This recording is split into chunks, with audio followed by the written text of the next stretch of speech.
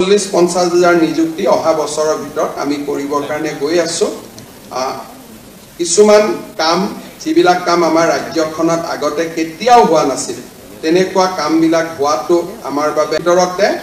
চিকিৎসা মহাবিদ্যালয়খিনিত বিশেষকৈ এই তিনিটাত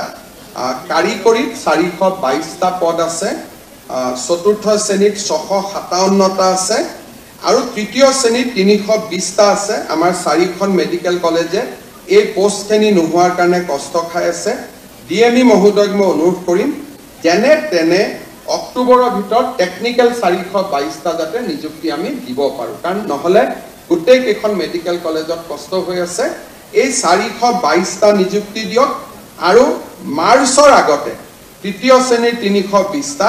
আৰু চতুৰ্থ শ্ৰেণীৰ 657টা নিযুক্তি দিয়ক যাতে আমাৰ চাৰিখন মেডিকেল কলেজ 1 লাখ যুৱক যুৱতীক নিযুক্তি প্ৰদান কৰি আজি আমি এই 1127 গৰাকী নিযুক্তি পত্ৰৰে নিযুক্তিৰ প্ৰক্ৰিয়াক আমি প্ৰায় 1 লাখৰ ওচৰা-ওচৰি আমি আগবাঢ়ি যাবলৈ সক্ষম হৈছো আৰু মাত্ৰ কেইটামান নিযুক্তিৰ পিছতে আমি 1000 নিযুক্তিৰ প্ৰক্ৰিয়া সম্পূৰ্ণ কৰিম এক প্ৰকাৰ ক'বলৈ গ'লে আজিৰ দিনত আমি নিযুক্তি দিয়া সংখ্যা হ'ল 99,097 গৰাকী অৰ্থাৎ আৰু তিনিটা নিযুক্তি দিয়াৰ লগে লগে আমি 1 লাখ নিযুক্তিত আমি ভৰি দিব পাৰিম গাঁৱত পাইছো কিছুমানে নলবাৰীত পাইছো কিছুমানে কোকৰাঝাৰত পাইছো কিছুমানে তিনচুকীয়াত পাইছো যদি উজনি অসমৰ ছোৱালী এগৰাকীয়ে নলবাৰীত নিযুক্তি পাইছে সদায় মনটোত লাগি থাকিব যে মোক ট্ৰান্সফাৰ লাগে এতিয়া আমাৰ অসুবিধাটো ক'ত মই নলবাৰীৰ পৰা আপোনাক তিনিচুকীয়ালৈকে পঠাই দিলো কিন্তু তিনিচুকীয়াৰ পৰা যদি নলবাৰীলৈকে কোনোবা এগৰাকী নাহে ৰাতি ৱাৰ্ডৰ ডিউটিটো কোনে কৰিব লগৰ ছোৱালীজনীটো কৰিব নোৱাৰে পিছদিনাখন অতীত কাম কোনে কৰিব ৱাৰ্ডত কোনে যাব আমাৰ অসমত আটাইতকৈ ডাঙৰ কথাটো হ'ল যে সকলোৱে নিজৰটো ভাবিব যে মই যদি ডিব্ৰুগড় তিনিচুকীয়াত যাব পাৰো বা ডিব্ৰুগড় তিনিচুকীয়াত থকা ছোৱালীজনী নলবাৰীত আহিব পাৰে আমি ভাবো যে আমাৰ কামটো হৈ গ'ল চৰকাৰেও আনিব খোজে চৰকাৰৰ কোনো আপত্তি নাথাকে কিন্তু কোনোবা এগৰাকী যদি তাত নাযায় আমি মেডিকেল কলেজখন কেনেকৈ চলাম আজি ইয়াত আমাৰ মেডিকেল কলেজৰ প্ৰিন্সিপাল সকল বহি আছে সুপাৰিনটেণ্ডেণ্ট সকল বহি আছে এগৰাকী নাৰ্ছ ট্ৰান্সফাৰ হৈ গ'লেও এগৰাকী ডক্টৰ উইদাউট ৰিপ্লেচমেন্ট ট্ৰান্সফাৰ হৈ গ'লেও তেওঁলোকৰ বহুত কষ্ট হয় হস্পিটেলখন চলাব নোৱাৰা হৈ যায় সেই কাৰণে মই গোটেই ছোৱালীসকলক অনুৰোধ কৰিম যে অসম চৰকাৰে নতুন এটা ব্যৱস্থা আৰম্ভ কৰিছে 2 অক্টোবৰৰ পৰা আৰম্ভ কৰিম অৱশ্যে নতুন আজি চাকৰি পোৱা সকলৰ কাৰণে এটো খোলা নাথাকিব এবছৰ পিছৰ এই ব্যৱস্থাটো আমি ল'ব পাৰিম যে কোনোবাই যদি কৰবাত যাব খোজে দুইজনী ছোৱালীৰ মাজত কথা পাতিব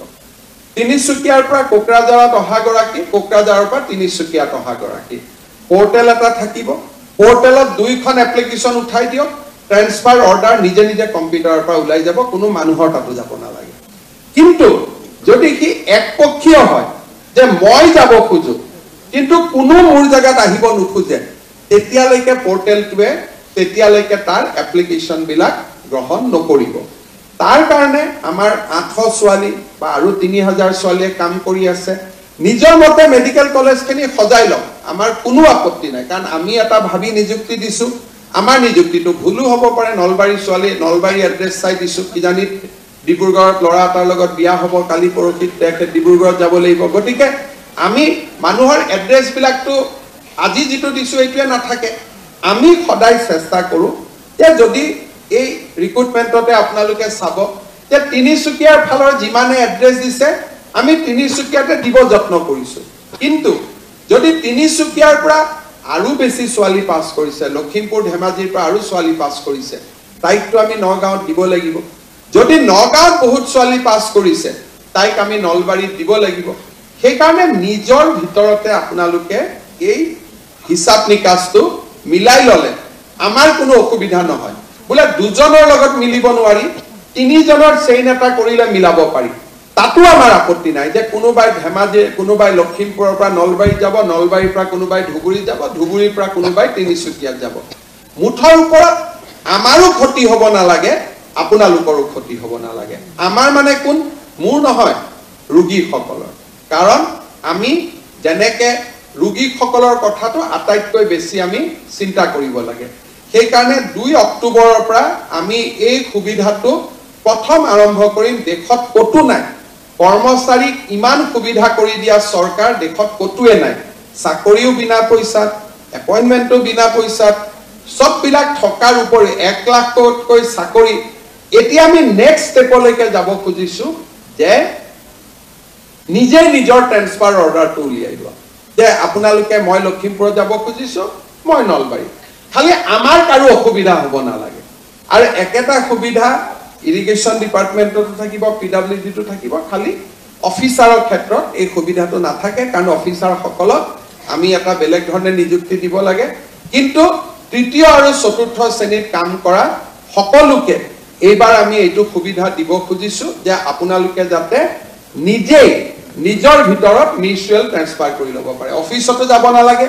ডিএমই তাতো যাব নালাগে ডিএক্সএছ তাতো যাব নালাগে খালি আমি প্ৰত্যেক 2 মাহৰ মূৰে মূৰে কম্পিউটাৰত যিমান এপ্লিকেশন আছে আমি অৰ্ডাৰখিনি অটোমেটিক উলিয়াই দিম যে এভৰি 2 মাহ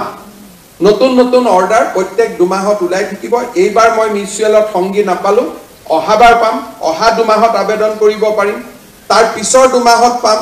তাৰ পিছৰ 2 মাহত আবেদন কৰিব পাৰিম আৰু নিজৰ ভিতৰতে আমি মিলামিছা কৰি ৰাখিব পাৰিম আজিয়ে বুক কৰি থৈ দিব পাৰে যাতে বেলেগক নিদিয়ে যে তোৰ জায়গাত মই যাম মোৰ জায়গাত তই যাবি আজিয়ে বুক কৰি থৈ দিলেও কথা নাই কিন্তু আপোনালোকে এই সুবিধা এবছৰ পিছত পাব কাৰণ প্ৰথম জয়েন কৰাৰ লগে লগে জয়েন কৰা ছোৱালীক আমি ট্ৰান্সফাৰ নিদিও যিসকলে এবছৰ পুৰা কৰিলে তেওঁলোকক এই সুবিধাটো দিম অহা 2 অক্টোবৰৰ পৰা আপোনালোকে এই সুবিধাটো ল'ব পাৰিব আজিয়ে বুক কৰি থৈ দিলে হ'ল তেতিয়া অহা 2 অক্টোবৰত আমাৰ নিজে নিজে ওলাই যাব কোনেও ট্ৰান্সফাৰ পোষ্টিং বিচাৰি এমএলএ মন্ত্ৰী বিষয়া আপোনালোকে কতো ঘূৰি নাথাকিব কাৰণ আমাৰ এটাই কথা যে মই যিমান পাৰো প্ৰশাসনত স্বচ্ছতা আনিব খুজিছো যাতে কোনো কষ্ট নহয় কাৰো ওচৰত কোনো মানুহ যাব নালাগে যিটো ন্যায় পাব লাগে সেই ন্যায়টো যাতে নিজে নিজে পাব পাৰে আৰু এনেকুৱা সুবিধা আগত অসমত কোনো চৰকাৰৰ দিনত কোনেও আগতে পোৱা নাই প্ৰথমবাৰৰ বাবে আমি এই সুবিধা চৰকাৰী কৰ্মচাৰীসকলক দিবলৈ সিদ্ধান্ত লৈছো আৰু 2 অক্টোবৰৰ পৰা আমি ইয়াক কাৰ্যক্ষম কৰিম আমাৰ পুনৰ এবাৰ মই আজি নিযুক্তি পোৱা সকলোকে অভিনন্দন জনাইছো লোক সেৱা আয়োগকো অভিনন্দন জনাইছো যে যোৱা কেইটামান বছৰত যথেষ্ট নিযুক্তি হ'ব পাৰিছে মোৰ কাৰণেও আজি দিনটো খুব গুৰুত্বপূৰ্ণ কাৰণ যিটোৱে নেক্সট এপইন্টমেন্ট দিম তেতিয়ালৈকে 1 লাখ হৈ যাব অৰ্থাৎ আজি আমি 99,097 তাত ভৰি দিছো আৰু 3টা দিলে 1 লাখ হৈ যাব আৰু 40-50 হাজাৰ নিযুক্তি অহা বছৰৰ ভিতৰত আমি কৰিবৰ কাৰণে গৈ আছো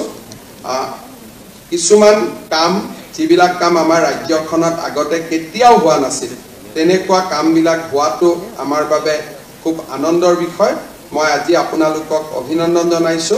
মেডিকেল কলেজখিনিও খুব কষ্টত আছিলে আজিৰ পিছত আমাৰ মেডিকেল কলেজখিনিও বহু পৰিমাণে ৰেহাই পাব আমি খুব কম দিনৰ ভিতৰতে চিকিৎসা মহাবিদ্যালয়খিনিৰ বিশেষকৈ এই 3টাত কাৰিকৰীত 422টা পদ আছে চতুৰ্থ শ্ৰেণীত 657টা আছে আৰু তৃতীয় শ্ৰেণীত 320টা আছে আমাৰ 4খন মেডিকেল কলেজে এই পোষ্টখিনি নোহোৱাৰ কাৰণে কষ্ট খাই আছে ডিএমই মহোদয়ক মই অনুৰোধ কৰিম যেনে তেনে অক্টোবৰৰ ভিতৰত টেকনিক্যাল 422টা যাতে নিযুক্তি আমি দিব পাৰো কাৰণ নহলে গোটেই কেইখন মেডিকেল কলেজত কষ্ট হৈ আছে এই 422টা নিযুক্তি দিয়ক আৰু মাৰ্চৰ আগতে তৃতীয় শ্ৰেণীৰ 320টা আৰু চতুৰ্থ শ্ৰেণীৰ 657টা নিযুক্তি দিয়ক যাতে আমাৰ 4খন মেডিকেল কলেজৰ প্ৰিন্সিপাল সকলে কিছু সকাহ লাভ কৰিব পাৰে নহলে তেওঁলোকৰ বহুতখিনি কষ্ট হৈ আছে পুনৰ এবাৰ সকলোকে অভিনন্দন জনাই মই মোৰ বক্তব্যৰ সামৰণি মাৰিছো আজি যি সকলে নিযুক্তি পালে এটা কথাই কম যে আমাক পঢ়া শুনা কৰাওতে দেউতা মাই আমাৰ কাৰণে বহুত কষ্ট কৰিছে সেই কাৰণে সকলোৱে যাতে দেউতা মাক আমি যেনে তেনে চাওঁ। এতিয়া দেউতা মাৰ কথা ওলাওঁতে মই নতুন এটা কথা ক'ব খুজিছোঁ। ইমান দিনে আমাৰ চৰকাৰৰ যেতিয়া কোনোবা এজন কৰ্মচাৰী মৃত্যু হয়, গোটেই কম্পেনচনেট যিটো টকা অকল ঘৈণীয়েকগৰাকীয়ে পাইছিল। এতিয়া আমি নতুনকৈ এটা ব্যৱস্থা কৰিব খুজিছোঁ যে 20% বৃদ্ধ দেউতাক মাকে পাব, 80%হে ঘৈণীয়েকগৰাকীয়ে পাব।